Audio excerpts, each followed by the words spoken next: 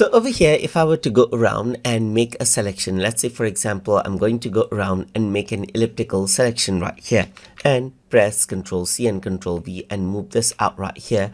Now you can see that the selection right here, if I were to zoom in, it's quite sharp. You can see that it is quite sharp right here. But let's say what I want to do is I want to feather out edges. So let's say I'm going to go around and enable out the feather edges right here, just like this. And if I were to go around and change around the radius to, let's say for example, let me just go around and simply type in a value right here. So I can just go around and say 20 pixels right here, just like this.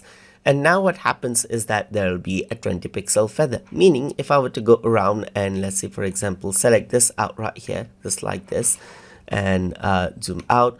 And now I'm going to press Ctrl C and Ctrl V. So whatever selection I made right here, you can see that there's a 20 pixel feather, just like this. That means there is a certain feather to it right here. So it's not a sharp selection. You can go around and decrease this out. Let's say for example, I'm going to go around and make it 12 right here. Then I can go around, press Ctrl C and Ctrl V right here, and if I were to move it, you can see the selection right here. So you can see that there's a bit of a transparency going on over here. So there's 10 pixels in and 10 pixels out right here, just like this. So there's 10 pixels in right here, which there is a feather, and 10 pixels out. And that is how the feather edges work inside of GIMP.